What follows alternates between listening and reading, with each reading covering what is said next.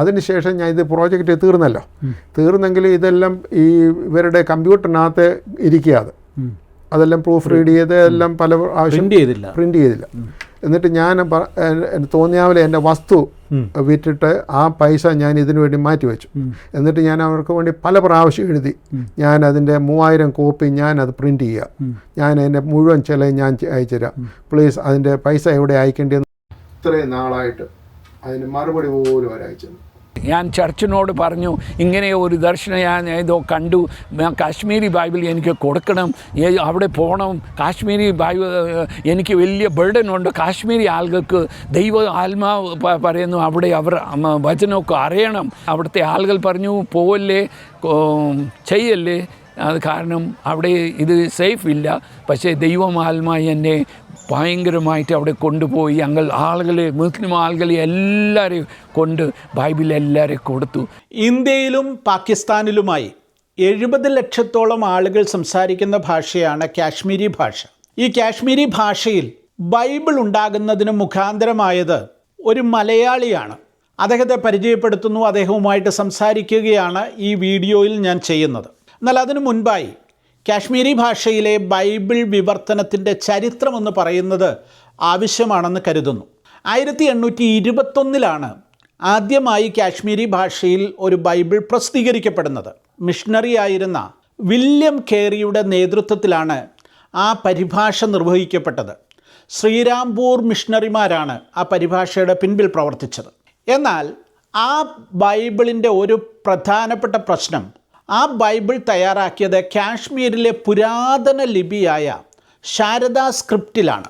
ഈ ശാരദാ സ്ക്രിപ്റ്റ് ആധുനിക കാലത്ത് വായിക്കുന്നവർ കുറവാണ്, അല്ലെങ്കിൽ അത് വ്യാപകമായൊരു അംഗീകാരം ആ ബൈബിളിന് ലഭിച്ചില്ല എന്നുള്ളതാണ് വാസ്തവം.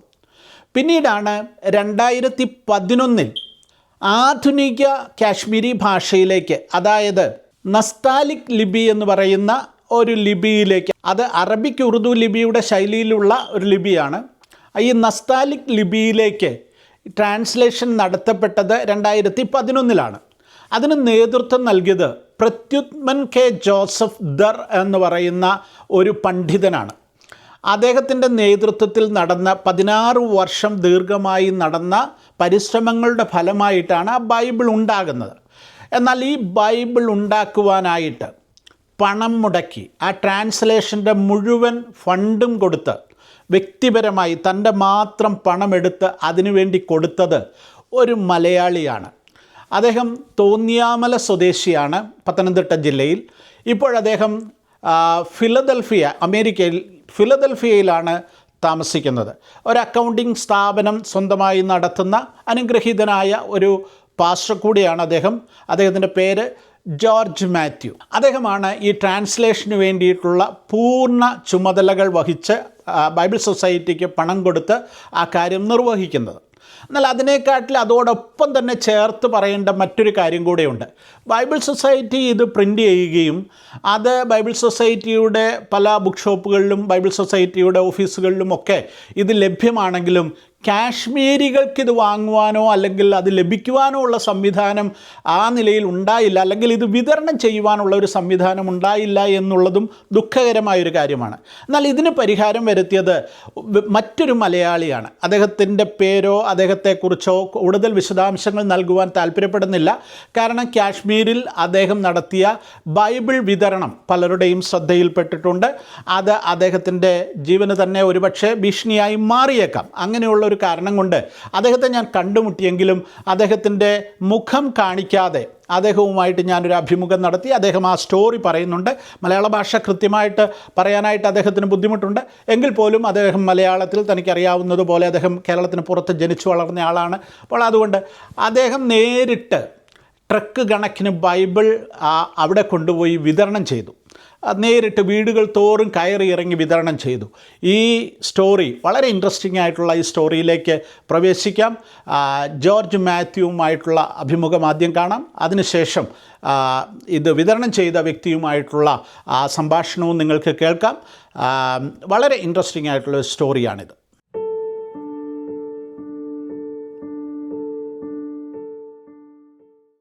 അത് 2003 ഞാൻ എൻ്റെ മനസ്സിലൊരു വളരെ ആഗ്രഹം വന്ന ഒരു വിഷയമാണ് ഒരു ബൈബിൾ ട്രാൻസ്ലേഷൻ സഹായിക്കണമെന്നുള്ളത്. അങ്ങനെ ഞാൻ ഈ വിക്ലിഫ് ട്രാൻസ്ലേഷന് അങ്ങനെ 2-3 അമേരിക്കൻ പ്രോജക്റ്റുകൾ കമ്പനിക്കാരെ ഞാൻ കോൺടാക്ട് ചെയ്തു. അപ്പോൾ അവരുടെയൊക്കെ പ്രോജക്റ്റ് എന്ന് പറഞ്ഞു കഴിഞ്ഞാൽ ലക്ഷങ്ങൾ ഡോളർ ലക്ഷങ്ങൾ അതിനുവേണ്ടി മുടക്കെങ്കിലേ പറ്റത്തുള്ളൂ. അപ്പോൾ അങ്ങനെ ഹ്യൂജ് പ്രോജക്റ്റ്. അപ്പം അവർ ആ സ്ഥലത്ത് പോയി താമസിച്ച് ഭാഷ പഠിച്ച് അത് പിന്നെ ഡിക്ഷണറി ഉണ്ടാക്കി ഇങ്ങനെയൊക്കെ വലിയൊരു പ്രോജക്റ്റാണ്. അതൊന്നും നമ്മളെ കൊണ്ടിരിക്കലും സ്വപ്നത്തിൽ പോലും ചിന്തിക്കാനൊക്കുന്നതല്ല. അങ്ങനെ ഇരുന്നപ്പോൾ ഞാൻ ഈ ബൈബിൾ സൊസൈറ്റിയുമായിട്ട് കോണ്ടാക്ട് ചെയ്തു. അവർ പ്രമാണിക്കെന്ന് പറഞ്ഞൊരു ബി കെ പ്രമാണിക്കായിരുന്നു അന്നത്തെ ബൈബിൾ സൊസൈറ്റിയുടെ സെക്രട്ടറി. ഞാൻ അദ്ദേഹത്തെ കോണ്ടാക്ട് ഫോൺ വിളിച്ച് സംസാരിച്ചു. അന്നേരം എന്നോട് പറഞ്ഞു 75 അവരുടെ ലിസ്റ്റിൽ 75 ഭാഷകളിൽ ബൈബിളില്ല. അതിൽ ഞാൻ ചോദിച്ച ഏറ്റവും ടോപ്പിലിരിക്കുന്ന അത് കാശ്മീരി ലാംഗ്വേജാണ്, അതാണ് ഏറ്റവും ടോപ്പിലുള്ളത്, അതാണ് ഏറ്റവും മോസ്റ്റ് ഇമ്പോർട്ടൻ്റ് ആയിട്ടുള്ള ഒരു പ്രോജക്റ്റ്. ഞാൻ പറഞ്ഞു ഞാൻ ആ പ്രോജക്റ്റ് എടുക്കുക, എത്ര ആകുമെന്ന് പറഞ്ഞു. 5 പേരെയാണ് അതിനുവേണ്ടി നിയോഗിക്കുന്നത് ഒരു ടീമായിട്ട്. 2 പണ്ഡിതന്മാർ, ഒരു അസിസ്റ്റൻ്റ്, ഒരു ഈ സ്ക്രൈബ് എന്ന് പറയും, അതായത് എഴുതുന്നവരുണ്ട്, പിന്നെ ഒരു അസോസിയേറ്റ്, ഒരു ക്ലർക്ക് പോലെ. ഇങ്ങനെ 5 പേരുള്ള ഒരു ടീമിനെയാണ് ചെയ്യുന്നത്. അപ്പോൾ ആ 5 പേർക്കുള്ള അവർക്കുള്ള ശമ്പളവും അവർക്കുള്ള അലവൻസും യാത്ര ഇങ്ങനെയൊക്കെ ഏകദേശം ഒരു 30,000 രൂപ, അന്നത്തെ 25 കൊല്ലത്തെ മുമ്പത്തെ കാര്യം ഞാൻ പറയുന്നത്, 30,000 രൂപ ഒരു മാസമാകും. അതൊരു 7 വർഷത്തെ പ്രോജക്റ്റ്. ഇതാണ് അതിൻ്റെ ഒരു എസ്റ്റിമേറ്റഡ് ഇതെന്ന് പറഞ്ഞു. ഞാൻ പറഞ്ഞു ഞാനത് ചെയ്യാമെന്ന് പറഞ്ഞു. അപ്പോൾ എന്നോട് ചോദിച്ചു നിങ്ങളുടെ ചർച്ച അതാ. ഞാൻ പറഞ്ഞു ചർച്ച അല്ല, ഞാൻ എൻ്റെ പേഴ്സണലായിട്ട് ചെയ്തു. U things you can continue. ഞാൻ പറഞ്ഞു don't worry about that part എന്ന് പറഞ്ഞിട്ട് ഞാൻ പുള്ളിക്ക് എഴുതി. അങ്ങനെ ഒരു പ്രസാദ് എന്ന് പറഞ്ഞ ഒരാളായിരുന്നു ട്രഷറർ. അപ്പം ഞാൻ ഈ പ്രമാണിക്കിൻ്റെ പേരിൽ 6 മാസത്തെ പൈസ ഞാൻ അയച്ചു കൊടുക്കും. ഞാൻ ഈ പ്രോജക്റ്റ് എഗ്രി ചെയ്ത് ഇമെയിൽ അയക്കുക. അന്ന് വരെ എനിക്ക് കാർഡോണിലൊരു ജോലി ഉണ്ടായിരുന്നു ഫൈനാൻഷ്യൽ മാനേജറായിട്ട്. അതിൻ്റെ പിന്നത്തെ ആഴ്ച ആ ജോലി എനിക്ക് നഷ്ടപ്പെട്ടു. മനസ്സിലായി? ഞാനിത് എഗ്രി ചെയ്ത് ഞാൻ ചെയ്യാവുന്ന എല്ലാം എഗ്രി ചെയ്തതിൻ്റെ പിറ്റത്തെ ആഴ്ച എനിക്ക് ആ ജോലി നഷ്ടപ്പെട്ടു. എങ്കിലും ഞാൻ ദൈവസന്നിധിയിൽ പ്രാർത്ഥിച്ചു. ഞാൻ ആ 7 വർഷവും അതിനുള്ള പൈസ 6 മാസത്തേക്കുള്ള പൈസ അയച്ചു കൊടുക്കും. ഈ ബൈബിൾ സൊസൈറ്റി എന്ന് പറയുന്ന ഒരു മിസ്മാനേജ്ഡ് വെള്ളാന പ്രസ്ഥാനമാണ്. കാരണം ഞാൻ ഈ 6 മാസത്തെ ചെക്ക് അന്ന് എൻ്റെ ഒരു വലിയൊരു എമൗണ്ടാണ്, മനസ്സിലായി? 30,000 രൂപ എന്ന് പറഞ്ഞാൽ 30 രൂപയും അതിന് ഈക്വലൻ്റ് ആയിട്ടുള്ള 6 മാസത്തെ പൈസ ചെക്ക് അയച്ചു കൊടുത്താൽ അത് കിട്ടിയെന്ന് പോലും അക്നോളജ് പോലും ചെയ്തില്ല. അത് ഞാനൊരു 3-4 പ്രാവശ്യം ഇമെയിൽ അയച്ച് ഈ പ്രസാദിനൊക്കെ അയച്ചു കൊടുത്തെങ്കിൽ okay we got it couple weeks back ഇങ്ങനൊരു ഇമെയിൽ അയക്കത്തുള്ളൂ. ഇങ്ങനെ 7 വർഷം അത് പൂർത്തീകരിച്ചു. അതിൻ്റെ അന്ന് പൂർത്തീകരിച്ചതിന് ശേഷം അത് ആന്ധ്രയിൽ വെച്ച് 200 വർഷം ബൈബിൾ സൊസൈറ്റി 200 വർഷം പൂർത്തീകരിക്കുന്നതിൻ്റെ ഒരു വലിയ സെലിബ്രേഷൻ ഉണ്ടായിരുന്നു. 2008 എനിക്ക് തോന്നുന്നു, 2008 2009 അത് എക്സാക്റ്റ് ഞാൻ ഓർക്കുന്നില്ല. അവിടെ ഈ കാശ്മീരി ബൈബിളാണ് ഡെഡിക്കേറ്റ് ചെയ്ത് അത് റിലീസ് ചെയ്യുന്ന അവിടെ വെച്ച ആ കോപ്പി എനിക്ക് അയച്ചു തന്നു. ആ കോപ്പി എനിക്ക് അവർ, കാരണം ഞാനത് ആ പ്രോജക്റ്റ് സ്പോൺസർ ചെയ്തെന്നുള്ള നിലയിൽ ഡോക്ടർ പ്രമാണിക്ക് പ്രത്യേകം ഇൻസ്ട്രക്ട് ചെയ്ത് എനിക്കത് അയച്ചു തന്നു. ആ കോപ്പി ഇവിടെ അയച്ചു തന്നു. ഇപ്പോഴും എൻ്റെ ഷെൽഫിലിരിപ്പുണ്ട്, വീട്ടിലെ ഷെൽഫിലിരിപ്പുണ്ട്. അങ്ങനെ ഇത് ചെയ്തു. അതിന് ശേഷം ഞാൻ ഇത് പ്രോജക്റ്റ് തീർന്നെങ്കിൽ ഇതെല്ലാം ഈ ഇവരുടെ കമ്പ്യൂട്ടറിനകത്ത് ഇരിക്കുക. അതെല്ലാം പ്രൂഫ് റീഡ് ചെയ്ത് എല്ലാം പല ആവശ്യം പ്രിൻ്റ് ചെയ്തില്ല. എന്നിട്ട് ഞാൻ തോന്നിയാവിലെ എൻ്റെ വസ്തു വിറ്റിട്ട് ആ പൈസ ഞാൻ ഇതിനു വേണ്ടി മാറ്റി വെച്ചു. എന്നിട്ട് ഞാൻ അവർക്ക് വേണ്ടി പല പ്രാവശ്യം എഴുതി, ഞാൻ അതിൻ്റെ 3000 കോപ്പി ഞാൻ അത് പ്രിൻ്റ് ചെയ്യുക, ഞാൻ അതിൻ്റെ മുഴുവൻ ചിലയും ഞാൻ അയച്ചുതരാം, പ്ലീസ് അതിൻ്റെ പൈസ എവിടെ അയക്കേണ്ടതെന്ന്. ഇത്രയും നാളായിട്ട് അതിന് മറുപടി പോലും അവരയച്ചു.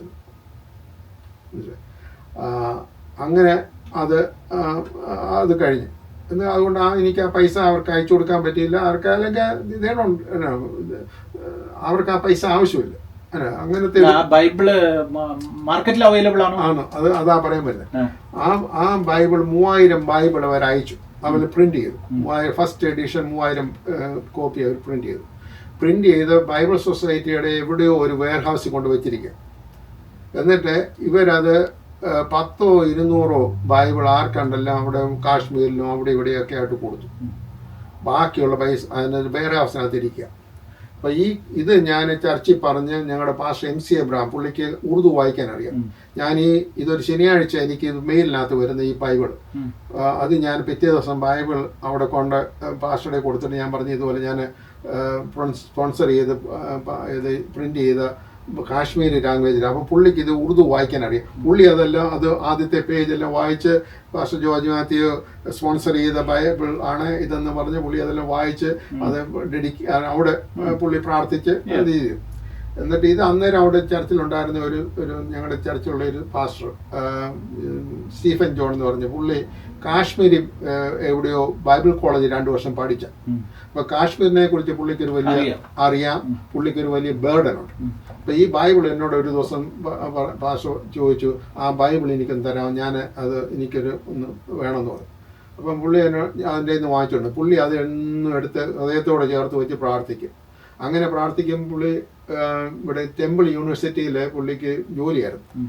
അവിടുന്ന് 3 മാസത്തെ അവധി എടുത്തു, അൺപെയ്ഡ് ലീവ് എടുത്തിട്ട് കാശ്മീരിൽ പോയി അത് പോയി പ്രസംഗിക്കാൻ ഈ ബൈബിള് പുള്ളിക്ക് ഡിസ്ട്രിബ്യൂട്ട് ചെയ്യാൻ.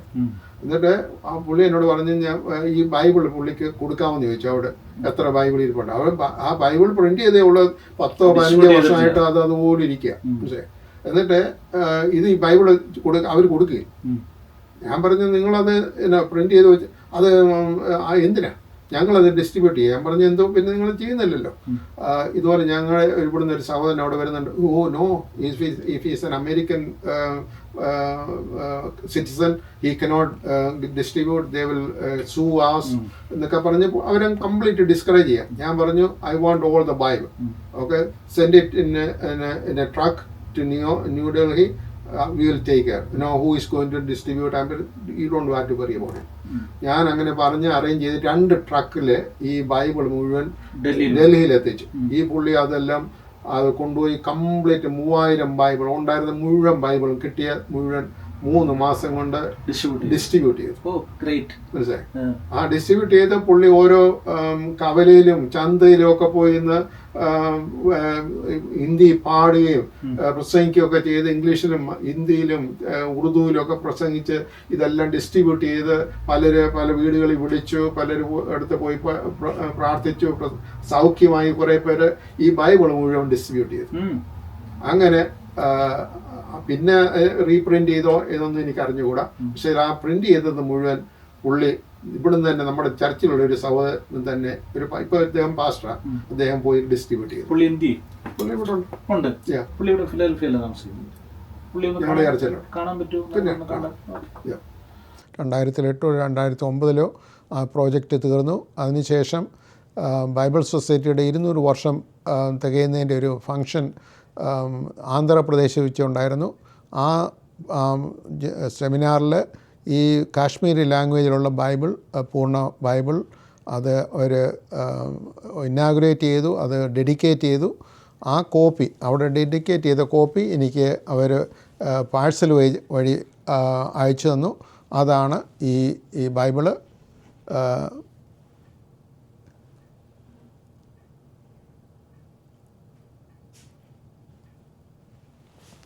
ഇതിൻ്റെ ഇടത്തുനിന്നും വലത്തുനിന്ന് ഇടത്തോട്ടാണ് ഇത് എഴുതുന്നത്. അറബി ഉറുദു ഒക്കെ എഴുതുന്നത്. ഇത് തുറക്കുന്നത് ഇപ്പോൾ നമ്മൾ പുറകെന്ന് പറയുന്ന സ്ഥലത്തു നിന്നാണ് ഇതിൻ്റെ ഓപ്പൺ ചെയ്യുന്നത്. കാശ്മീരി ഭാഷയിലാണ് കംപ്ലീറ്റ് ഇത് പ്രസിദ്ധീകരിച്ചിരിക്കുന്നത്. അല്ലെങ്കിൽ മൊത്തം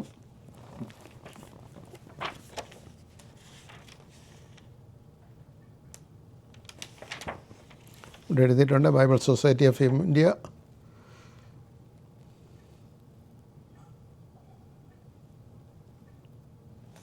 ഹോളി ബൈബിൾ.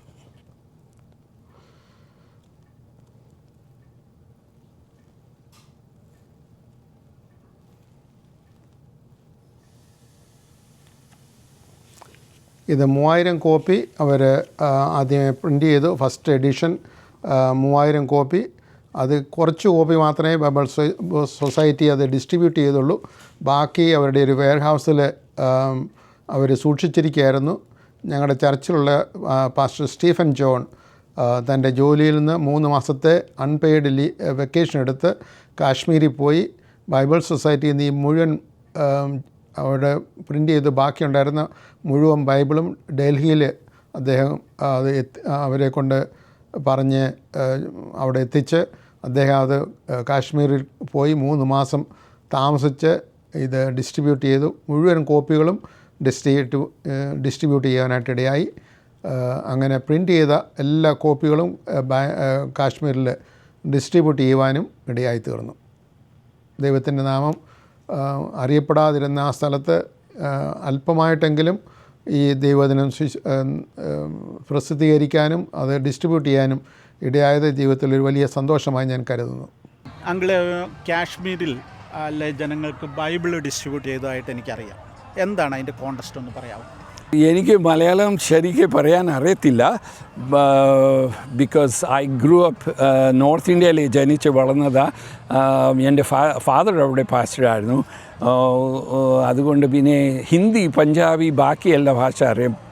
പക്ഷേ മലയാളം അത്ര ശരിക്കും അറിയത്തില്ല. വൈഫ് മലയാളിയാണ്, പക്ഷേ അത്രയും മലയാളം അറിയത്തില്ല. അതുകൊണ്ട് പിന്നെ പറയുന്നതല്ല നിങ്ങൾക്ക് എല്ലാം മനസ്സിലാകുമെന്നും അറിയത്തില്ല. പക്ഷേ that's A very beautiful story and God's great hand that worked behind it.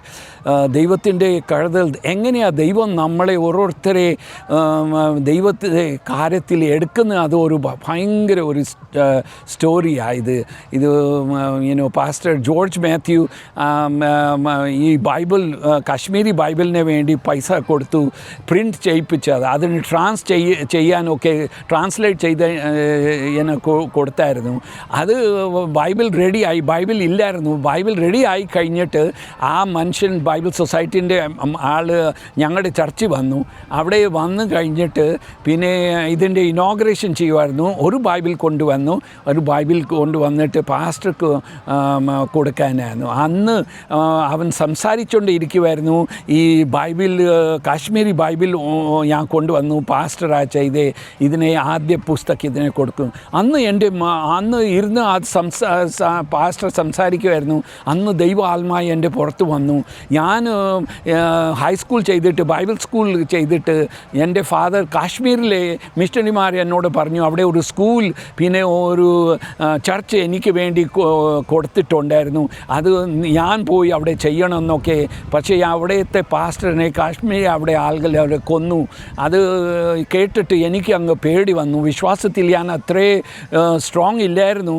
അത് പേടിച്ച് ഞാനത് ഇതായിപ്പോയായിരുന്നു.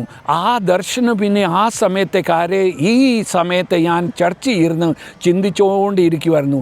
വീട്ടിൽ പോയി ഞാൻ വിചാരിച്ചു എൻ്റെ ദൈവമേ ഈ ബൈബിൾ വന്നല്ലോ, ഞാനല്ലയോ കാശ്മീരിൽ പോകേണ്ടിയായിരുന്നു, ഞാൻ പേടിച്ച് പോയല്ലോ.